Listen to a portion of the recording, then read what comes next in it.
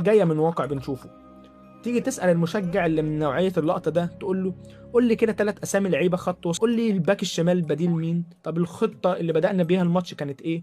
تلاقيه بيبص لك بتناحة وممكن ما يعرفش حد أصلا غير النجم الشباك اللي بيجيب الجون من الآخر يعني. دي للأسف ضريبة قاسية جدا إنك بتشجع فريق بطل، فريق بيكسب بطولات كتير زي فريق الأهلي في أفريقيا أو زي ريال مدريد في أوروبا.